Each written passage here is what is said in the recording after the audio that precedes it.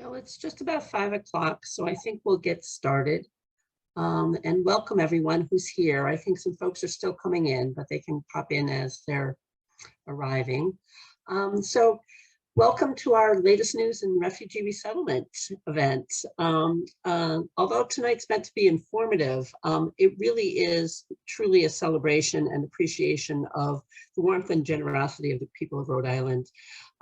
We know Rhode Island has historically been warm and welcoming to new arrivals, but never have I seen it in my years here so evident as we have in the past few months with the strong community response for the fleeing Afghans, as well as more recently, a lot of outpouring of support wanting to help the folks fleeing from Ukraine. So I'm Kathy Cloutier. I'm the executive director here at Dorcas International, and we're really excited that you all decided to join us and kind of hear what's been going on in the last few months. A lot of it has. How this all got started was probably back in August. We were first notified that there were going to be Afghans arriving in Rhode Island, and there were going to be quite a lot of them arriving in a very short period of time. And then we found out that the folks arriving to Rhode Island were not necessarily going to have the status of refugee, which would mean that status gives them access to all kinds of benefits and financial assistance through the government and government programs that these folks wouldn't have. So I kind of panicked and reached out to Governor McKee's office, as well as the Rhode Island Foundation, asking how we might be able to pull something off and to provide a real welcoming environment for the Afghans. So that's how the rest they say is history, I guess. So I want to share with you that we're going to have some speakers tonight. We're going to have Neil Steinberg from the Rhode Island Foundation say a few words. We're going to also have an exciting guest speaker, Diana Nouri, who is a recent arrival who came in January with her host, Natalie. And they'll be saying a few words about their experience to date. But first, we want to get started with a recorded message from Governor McKee. We're so grateful that he has took some time to join us, if not in person, at least virtually, to this event. So if you sit for a moment, we'll hear from Governor McKee. Hello, I'm Governor Dan McKee. And on behalf of the entire state of Rhode Island, I would like to thank the entire team at Dorcas International Institute of Rhode Island and its supporters for their generosity in supporting and settling Afghan evacuees. Afghan Relief Rhode Island, which was launched in partnership with Dorcas, the Catholic Diocese of Providence, and the Rhode Island Foundation, shows the very best of Rhode Island and its people. In times of crisis, you've opened up your doors and your hearts to those in need, and your kindness is appreciated. Since last summer, we've seen countless Rhode Islanders step to the front of the line, offering homes to our Afghan allies. We have been and will continue to be ready and willing to accept refugees into our communities. They have found solace and safety in our state, and that will always remain true. Rhode Island was founded on the principles of religious freedom, independence, and hope. We've always stood on the side of what is right, and we will continue to do just that. Thanks to you and our partners and friends at Dorcas. Thank you.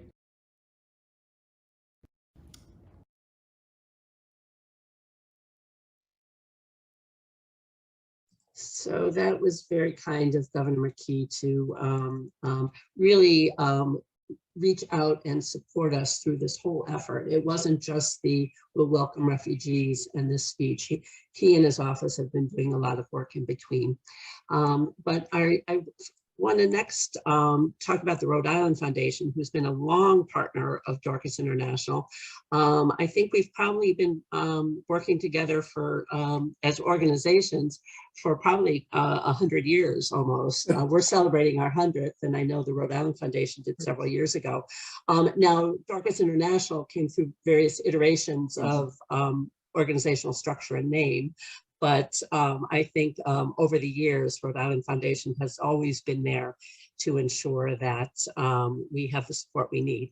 Because Neil, who is the CEO and president, always ensures that the Rhode Island Foundation is meeting the needs of the community. And he continues to do that even in the face of an ever-changing environment. And I have to share this story, Neil, that when the pandemic first hit and I was stressing over, oh my gosh, are we going to be relevant any longer in this virtual new service paradigm in the pandemic, the first person I called was Neil, because I knew he would tell me where we were going to be in a year or two, because he's always in the future. In any case, let me introduce Neil Steinberg, CEO of Rhode Island Foundation, who's going to talk, say a few words tonight with us and share with us, some of how this all worked out. So Neil, if you don't mind, thanks. Thank you, Kathy. I just want to clarify that neither I nor Kathy were here 100 years ago when this partnership may have started, just to keep that straight. So I'm delighted to be here. We think the world of Dorcas International, as Kathy said, we knew Dorcas, we knew the International Institute. We know the wonderful work that's done continuously by Dorcas International and led by Kathy. And as the governor said, and very nicely said, this was Rhode Island at its best. This was Rhode Islanders stepping up to help people coming to our state. And so last fall, a little after that time frame that Kathy mentioned, we had a meeting here at the foundation. There was a couple people from the governor's office, Kathy, I think it was Jim Johns from the diocese, and they wanted to talk about the need for funding. So what we found out was that there were going to be about 250 individual refugees coming, which was about 60 families. The cost, or the estimated amount of support that each person would need, was about $6,000. So that came up with a figure of $1.5 million. And not to speak negatively of the state, but when we asked, so how much was the state putting up? Kathy and I looked over there and they smiled, and it was very obvious that they were looking to all of us to raise that $1.5 million. So that's what we did. And we set out in the fall to go do that at the foundation. We know how to do this with the wonderful inspiration of the work that Dorcas does. And very quickly, we got to the $1.5 million and exceeded it to $1.6 million. 169 donors made that up.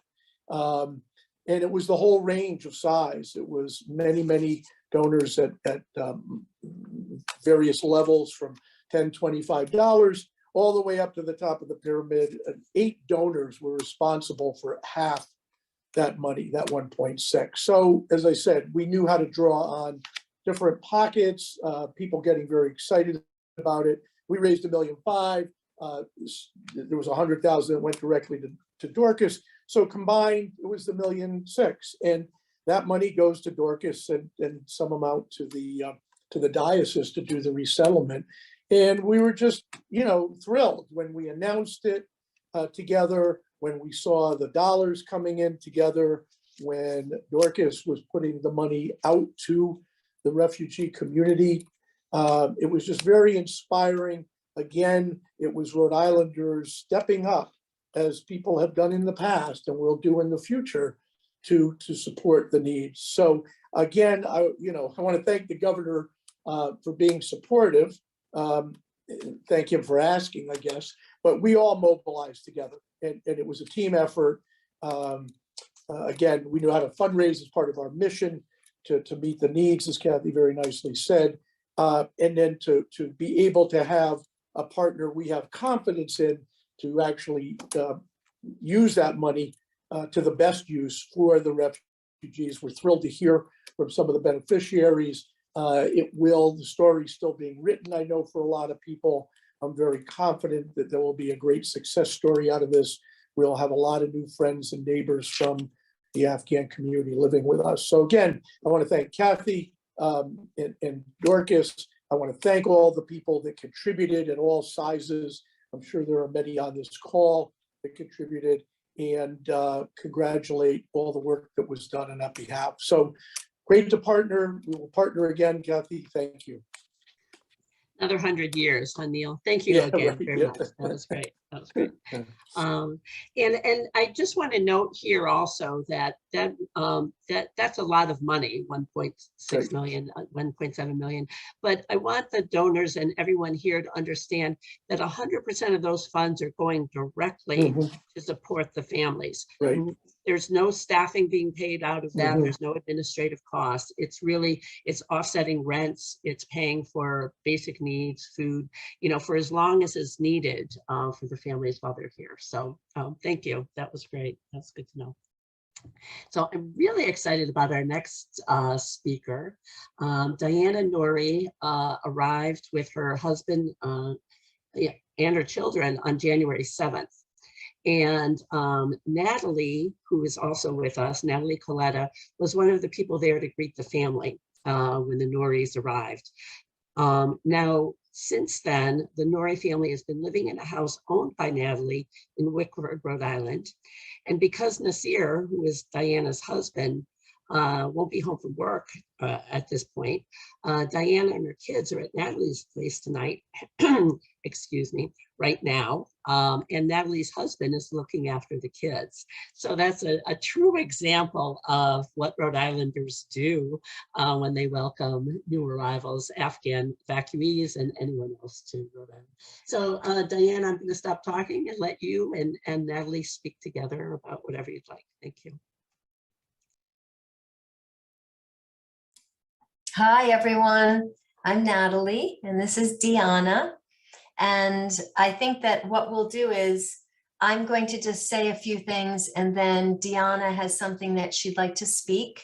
So what I'll do is I will speak first for a little bit, and then Deanna will. So I'm speaking clearly and slowly so that Deanna can understand. And this is a priority for me, that I help to keep enabling and empowering her, which is a part of our mission in our circle of hosts that have surrounded this beautiful family, the Nori family, who live close by. My Just nice sister. we have become very Yes. close, right? Nice sister. Yes, we're sisters, She right? is very kind. Mhm. I am happy. Yes, well, she calls me when I talk to Deanna on the phone, when I call her, which is almost every day, to see if she needs something, and this, I'm just one of several people. There's about 8 of us who have circled the family and helped. And Deanna will speak to that a little bit. Anyway, when I call her, I say, hi, and she says, hi, honey, right? Yes, yeah. So we have a lovely relationship that we're all building with the Nori family. And what I think I would like to say is a couple of things. One is that I am just so grateful that we have a beautiful match in our family. I was worried before we received our match as to who we might have in our house. And we didn't know until I literally was, we drove to the airport to pick them up, myself and Leslie, who's she works with Dorcas. And so we're so grateful that we have a lovely, beautiful small family of 5 people, which is a little bit unusual.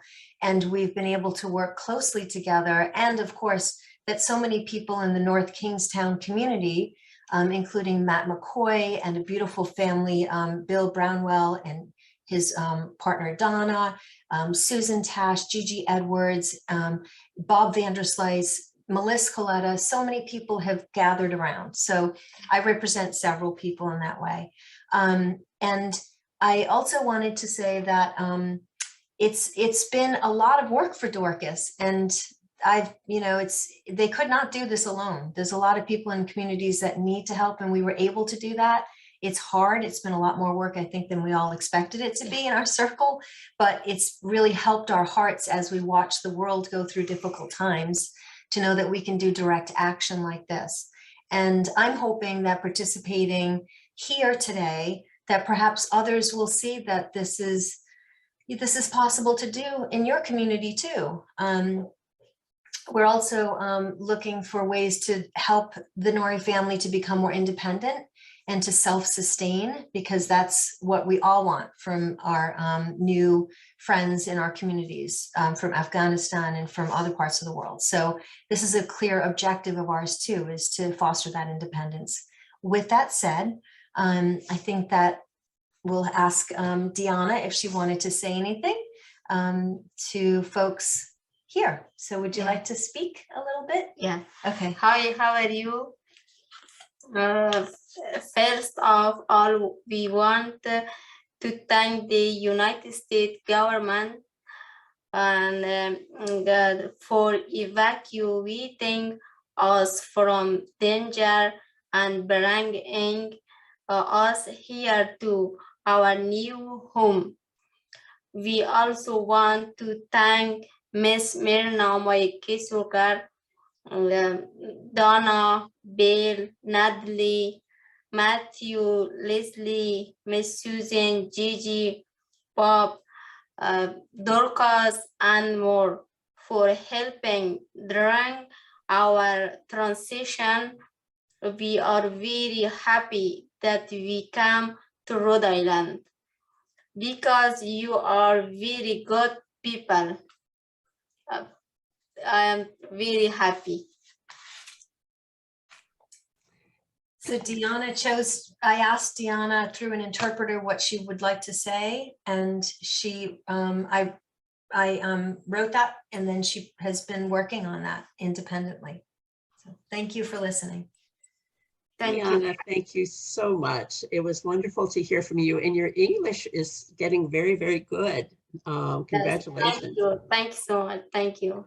Yeah, and I look forward to meeting you in person. It sounds like you have a wonderful story to share with us, and you know, we really appreciate all the wonderful work that's been going down with you and your neighbors in North Kingstown, and in terms of supporting the Nouris. It was every time I hear stories, the staff will come back and say, "This is what's going on." You guys have done an amazing job, and we really do appreciate that. Yeah. Thank you. The Nori story, right? The Nori story. Yeah, the Nori story. We've got a book going, the Nori story. Yeah. That's great. Yes. Yeah. Thank you. Thank you. So thank you very much. And again, that's just one example of all the wonderful work that's been going on. Excuse me. And this is why we're celebrating and we're appreciating all of you tonight. So I've put together a little slide presentation just to kind of get into the informational, educational piece of the evening, just to kind of share with you some of the work that's been happening and some of the, you know, stats and those kinds of things that are out there. So I just wanted to say that, just find my place here, I'm sorry. This is really just kind of a quick preview of what's been going on, but we will, we've gotten some questions, we've asked you for questions ahead of time. And so we've tried to answer those questions within this presentation, but there will be time afterwards for a few questions, question and answer time. But we will also share with you the slide deck as well as written question and answers, just in case you'd like some information to share with friends and relatives, if that's helpful for you at all. So we'll move on to, you know, this, when we talk about who we are as an organization, Dorcas International is often known as the agency that serves refugees and immigrants, but we've really designed our services to assist anyone who is struggling, not just those struggling with language or cultural adjustments. We also help folks who are stuck in like low-wage jobs or have limited opportunities due to their education. And I think it's important to understand that our mission is so much broader than often what people think. But we have structured our services so they're available when somebody is ready. So what often happens is people will come to us and leave and come back again, depending on where they are in their life or their particular individual situation. So we like to say that we meet people where they are, And so when we do, it doesn't matter if they, got a job and maybe for some reason they lost it and then came back again, or maybe they are very successful and they're wanting to bring family members over so they can, they're in a position where they can support family members who arrive. So again, the full breadth of our services allow people to come and go over years. I mean, we have some clients who've been with us 20 years or more because of the services that we offer and how they can benefit from them. But we do track the number of clients we assist as an unduplicated number. So even if they participated in more than one of our programs, they're only counted once when we talk about how many people we're serving. So last year, we worked with 4,600 individuals across all of our programs. And our education and training program provided probably about instructions to just under 1,200 adults. One of our largest serving programs is adult education and training incorporates all of our English classes, GED classes, training programs, and that was about 1,200 adults over the course of 12 months. Our immigration legal services assisted almost as many in providing what we call low bono immigration legal assistance for low-income immigrants who need help with their immigration work. So, so moving past Dorcas International, the number of displaced folks globally is estimated by the United Nations High Commission on Refugees. We call it UNHCR, but the United Nations is responsible for all of the refugees globally. And they monitor conflicts going on in the world. And so they try to estimate a number of people who are displaced given different circumstances in different countries. So last year, they estimated that there were 84 million people, 84 million people displaced, but only 20 million of them, 20.8 actually, were classified as refugees, which means, and it's the United Nations that has the process that processes refugees. People who say, I'm seeking refuge, have to come up with proof about why they're seeking refuge and who they are. And it's a huge vetting process that can be difficult if you fled home without any papers, right? But there's almost 60 million people displaced that aren't classified as refugees or asylees, and they're literally in limbo, living in another country, of a neutral country, but having no legal immigration status. So many of the Afghans who were fleeing Afghanistan when the Americans were pulling out, they would have been in that same situation had not our president given them temporary status as humanitarian parolees, which allowed them to come into our country under a legal immigration status. Without that, these Afghans would really be, as I said, in that kind of limbo of not being, necessarily identified as refugees. So of the 20 million people, 20.8 million people, 21 million almost, that are classified as refugees, only 11,000, a little more than 11,000 came into the US last year. The president had set a goal of 125,000, which is still kind of a drop in the bucket when you're talking about 21 million people. However, the reason we didn't reach the goal had a lot to do with the pandemic and the fact that the whole system overseas, as well as in the US, was really struggling with the pandemic, issues around the pandemic. And so borders were closed and people weren't traveling. But this year, beginning in October, 84,000 Afghan evacuees have been resettled in the US, in addition to other several thousand from other countries, just in the first 6 months of this year. And then last week, the president announced that the US will admit 100,000 people fleeing Ukraine in the next several months. But similarly to the Afghans, most of the Ukrainians that will be arriving in the US won't have official refugee status because that process usually takes a couple of years with the UN and then with our State Department. So likely we're hoping that the president will provide some status similar to the Afghans, where folks can come in and benefit from all that the US has to offer them. So in Rhode Island, what's going on, right? We've, since October, again, we've resettled a total of 319 Afghans, which is more than the original 250 that we thought. Dorcas International has resettled 219, well, not actually 209. There's a couple of other groups that have been resettling, a couple of families, another 10, and then the Catholic Social Services has resettled 100. But for all intents and purposes, it doesn't matter how Afghans arrived. We're working together as committed groups to ensure that we have shared community events and that the Afghans can begin to create community among themselves, no matter who resettled them. But in addition to the 319 Afghans, 72 refugees from the other parts of the world have also been coming in at the same time. So that kind of got lost in the news, right? You know, we've got close to 400 new arrivals in 6 months. This is really unprecedented. Normally, in a normal year, Rhode Island will see 150 to 200 refugees in 12 months. So this is one of the reasons we were so dependent and reliant, as Natalie was saying, like we couldn't do this on our own without your help. It's the size and scope of it that was overwhelming, quite frankly. And it's like we're going to see some Ukrainians before the end of September.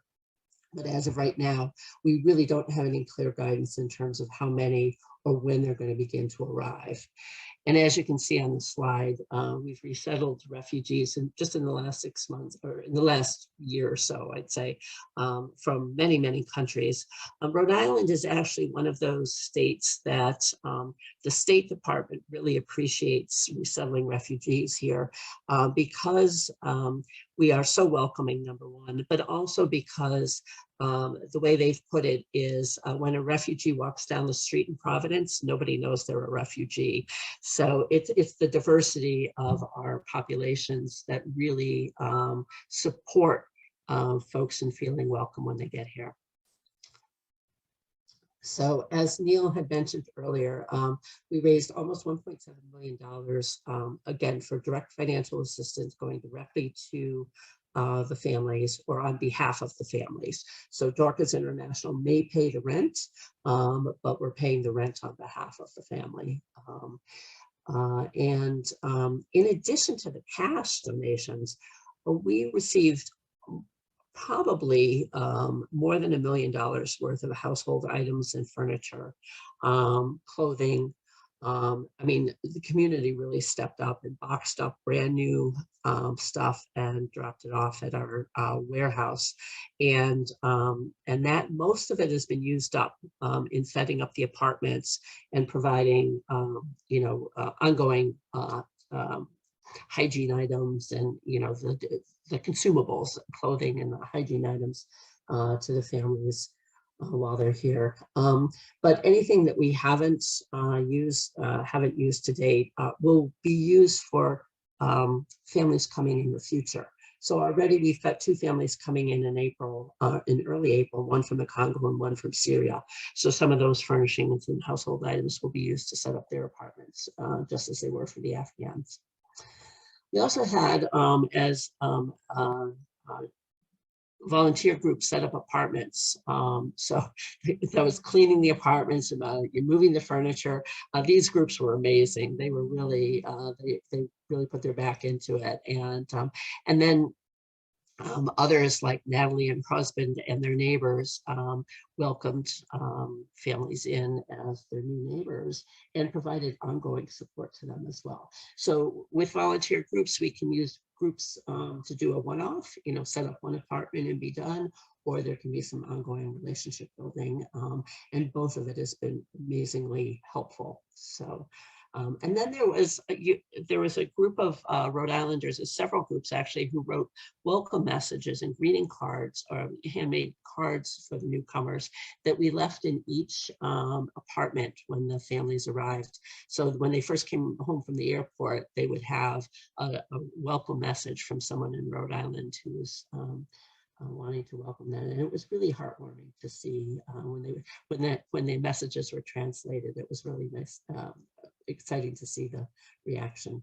I also want to note, and I'm kind of rambling on here, but we've had many corporate and community agency partners that have helped us. A couple that really stood out were Rhode Island Community Food Bank and We Share Hope.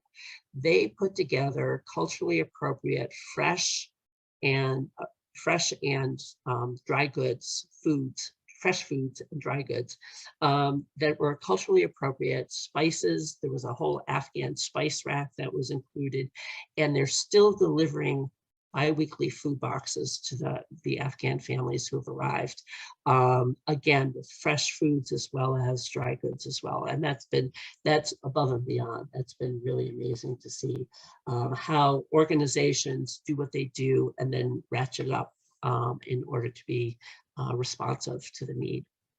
And other agencies have been working with us, again, similarly, to really try to create some support systems that are seamless. And here, if you want to help, here's how you can help. Again, we still need help setting up apartments, kind of as a one-off deal, as new families are still coming in. Greeting folks at the airport is one opportunity, kind of a one-off. Or if you want to do something more long-term, you can become an individual mentor or tutor, or you can work with one of our instructors as a teacher assistant in a virtual classroom. Help us in the clothing collaborative by taking donations and sorting clothes. You can you can volunteer at one of our events. We're celebrating our 100th year, by the way, so we're going to have a few events coming up. Or if you really just want to help out in the office, that's a thing too. We really do. We really can't do everything on our own. So if there's something that you feel like you want to do, I'm sure we can find an opportunity for you. If you go to our website, which you'll see in a few slides going forward, on our website is a ways to give. If you go to donated goods, it's going to we list for you right on the website what we need now. So you can stay up to date with that. Often we need seasonal clothing. So we don't need winter items right now. We're looking for spring, and then we'll be looking for some summer items. We still, household items are always needed, especially the hygiene items. They're expensive, relatively expensive, and they're consumable. They go, right? And food stamps doesn't offset the cost of them. So we always need that. But go to our website, it'll tell you what we need. And housing is going to always be an issue now. And so if you know someone or you yourself have a housing unit that you'd like to rent, please get in touch with us, because we would love to rent it on behalf of a family who might be arriving, who isn't here yet. They will be arriving. As Natalie said, you won't know who they are until they actually get here at the airport. And I think I do want to mention now, tomorrow is April 1st, is Rhode Island's Giving Day. It's called 401 Gives, and it's an online giving where Rhode Islanders can give to nonprofits all across, any nonprofit in the state, through United Way has so generously set up this kind of website portal and really launched the 401s campaign, the 401 Gives campaign a couple of years ago. And so we are participating in 401 Gives as we do every year, but tomorrow is a little bit different. We have been getting calls and requests from people asking how they can help the people in Ukraine before they start arriving here. And we, you know, we put together a list of organizations that people can send money to, or, that kind of thing. But Berkshire Bank approached us, and they came to us with a $50,000 challenge grant, challenge match, because they wanted to send money over to help Ukrainians on the ground in Ukraine. And so we decided to turn our 401 giving day tomorrow to raise money on behalf of Ukrainians in Ukraine who need the help right now on the ground. And Berkshire Bank is challenging us to raise another $50,000 that they'll match dollar for dollar. We're going to be sending the funds over to a US company called Ukrainian Federation of America. It's the longest, it's the oldest Ukrainian supporting organization, similar to Dorcas International, right?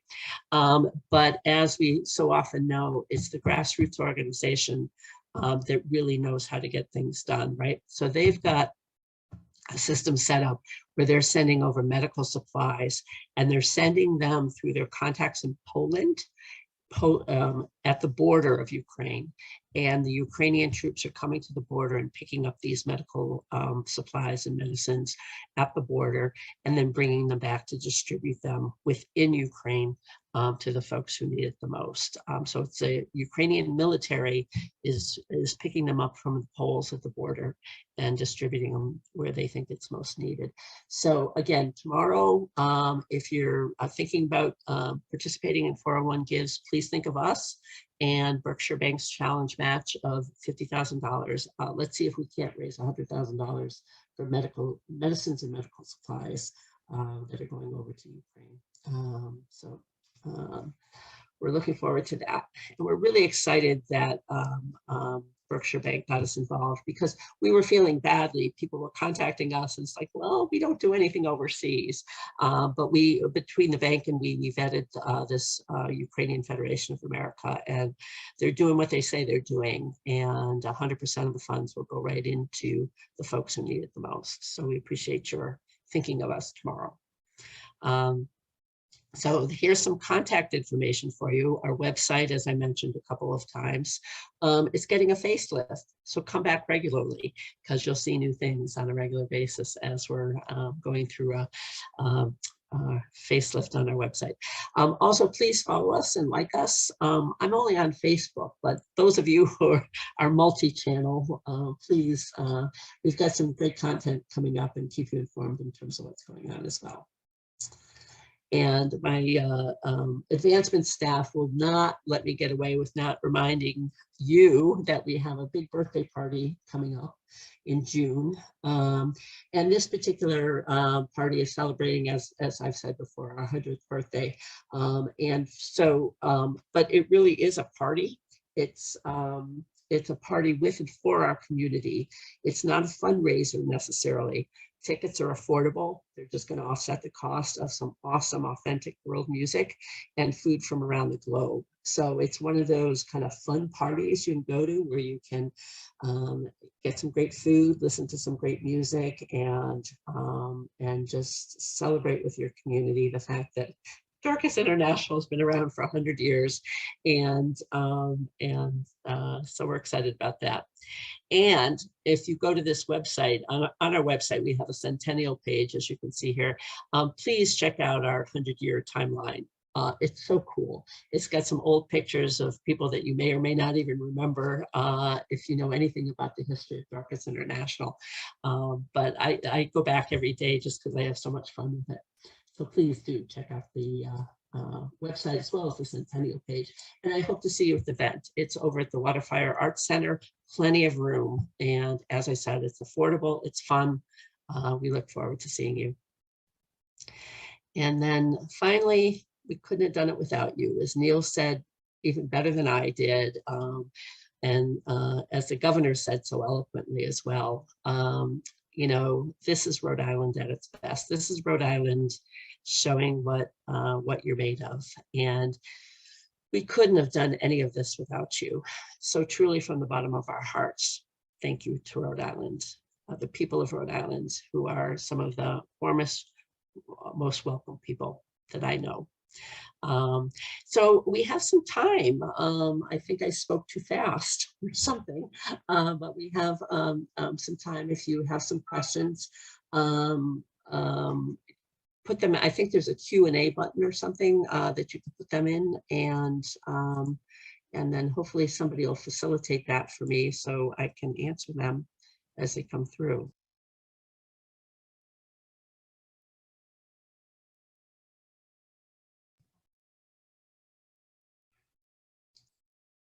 Julie, are you going to, or Emily, going to facilitate the questions?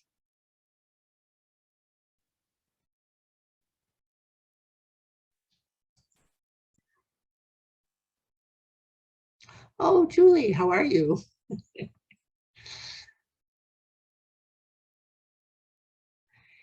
Oh, are the one-off web, one of the questions is, are the one-off opportunities listed on the website or elsewhere? You know, we'll try to get some more information about the opportunities that you can do one-off, but all of our volunteers have to go through our volunteer portal process to kind of sign up or register, if you will. And at that point, we'll have our volunteer coordinator reach out to you, and then she can explain to you in detail, you know, kind of find out what you're interested in doing and see how we could match you up. But I think it might be helpful. We'll try and get that on the website, kind of just a list of the different various things that you can do. And then, Mike has asked if we could speak more about the housing challenges. Yes, so one of the issues we're having is normally what happens is when a refugee arrives, they've got some federal funding that's allocated to them that supports them in basic style for about the first 90 days. And so what happens is when we're responsible for finding housing for the family, we have to have it secured and furnished before the folks arrive at the airport, right? So, so we go ahead and we negotiate with the landlord the rent. And what we try to do is find affordable rent that's an appropriate size for the family. Sometimes we have some large families coming in, but the point being that often we'll relocate folks in South Providence where the rents are a little more affordable, but Providence has us, we're there, and a lot of services. So it's really, to get started, Providence is a good place to initially settle. Folks can move afterwards. But so what's happened is the housing market has gotten so tight and the rents keep going up that it's not affordable for the amount of money that the refugees are allocated. Now, the idea is once folks start working and they start earning some money, you know, they can pay rent on their own. But initially, especially in that first year, depending on, you know, education background and English proficiency, they may not be starting out in a high wage job. So again, what we're really trying to do is ensure that no refugee will ever be homeless because they can't afford to pay the rent. So part of the issue we're having is that the rents are, as I said, are no longer affordable.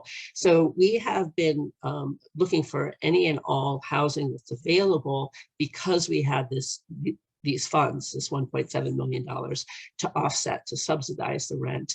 And the availability wasn't always in Providence. So we've got folks living in 13 different cities and towns across Rhode Island, as you heard, Wickford being one of them. And that creates other issues around isolation and not having connection back to the, you know, the Afghan community as a whole. Again, what made what happened in North Kingstown so beautiful with Natalie and her neighbors was that there was community created in order to support the Nouri family, who may be the only ones in Wickford right now. So, so the housing issue is that what we're looking for is available housing that can be affordable, if at all possible. But the reality is, any housing is what we're needing right now, and then we'll try to find some funds to subsidize it on behalf of the families.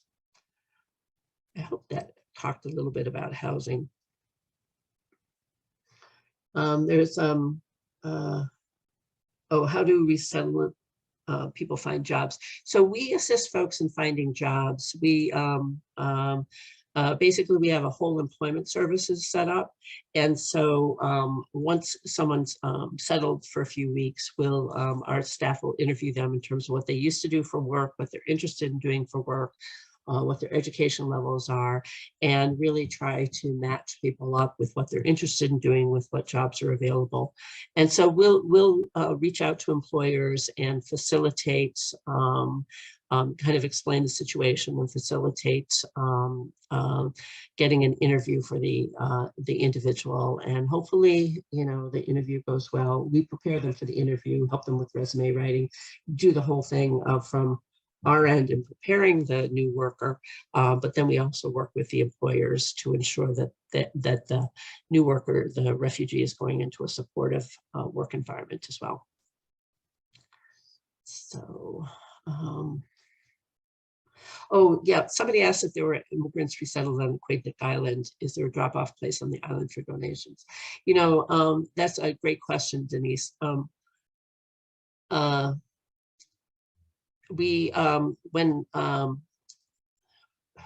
When we first got started with Afghan arrivals, there were two families that went to Newport to live with a family member temporarily when they first arrived. And so they were down in Newport for a couple of months, I think. And then we finally moved them into permanent housing out off the island, off Aquidneck Island. But these two families are very interested in finding some housing down there and moving back to be closer to the family. And I would say we had been working with the public libraries across the state. I don't know if your local library is taking donations, but we had talked about kind of organizing drop-offs at the libraries that we might be able to come pick up. But you want to check with the library to see if they're set up to do that at this point.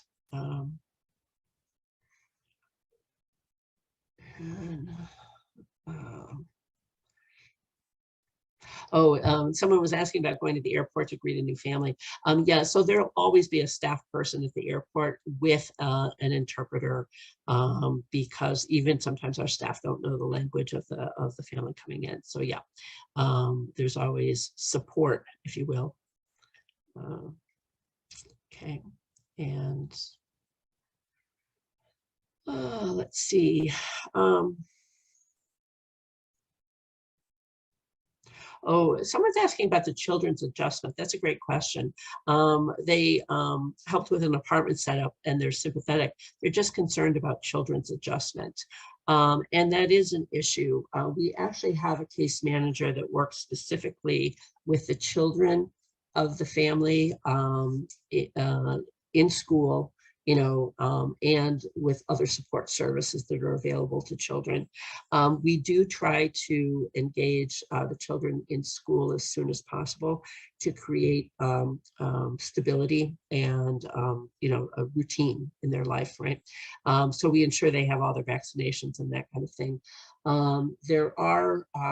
We do sometimes have children who have to deal with some residual trauma and mental health concerns. And so we ensure that they get the services they need, get the correct referrals, inclusive of any school services or outside services as well. But it is, and children are resilient, but that doesn't mean that they're not finding it difficult to adjust as well. And again, there are some school systems that are better prepared to deal with newcomers who maybe had interrupted education. But we, again, our staff work with the schools to ensure that the child is getting what they need.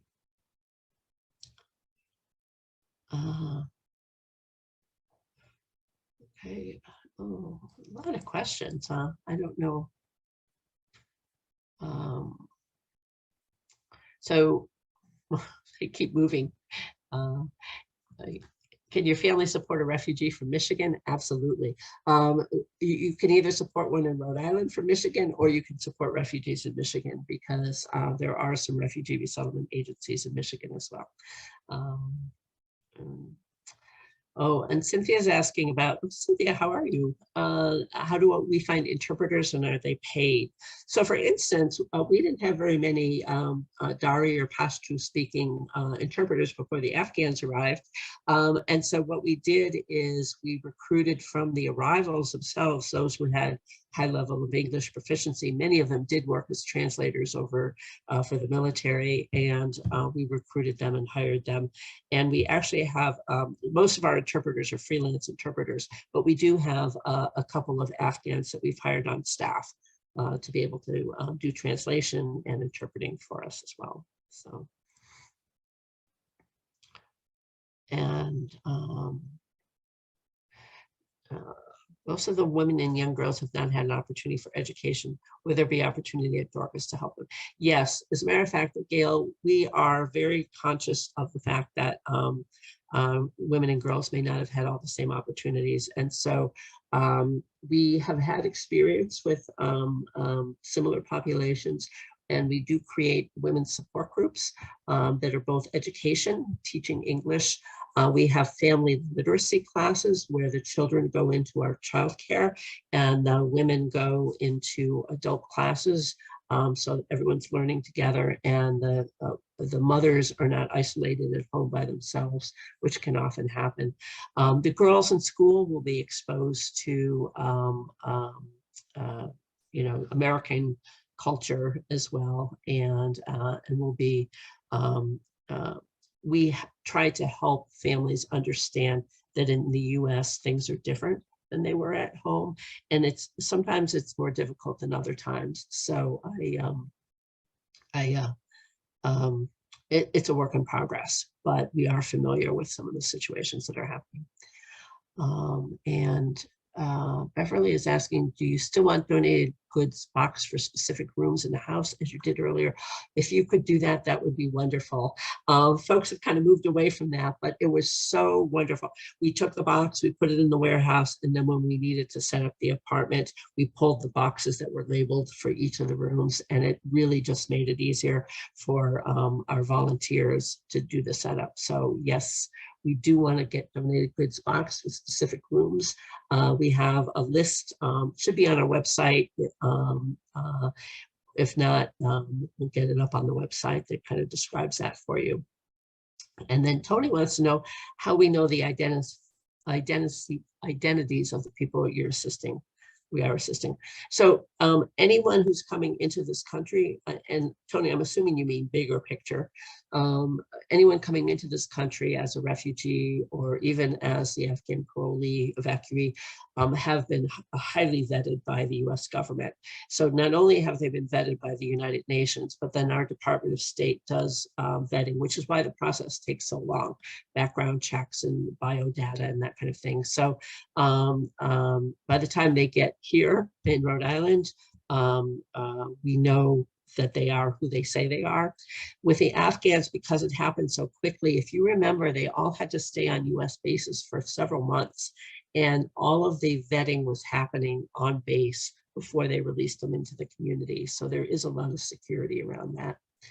And then Michael said, is there a need for drivers to transport? Yes.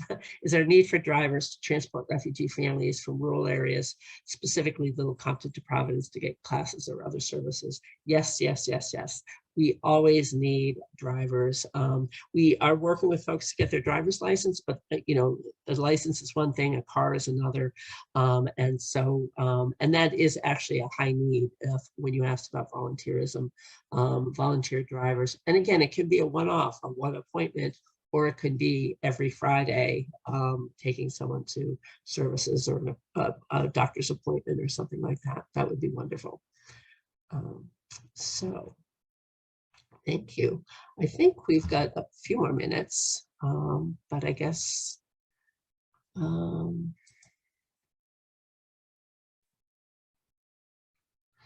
right, I guess that's all the questions. Listen, we really appreciate you being here and joining us tonight.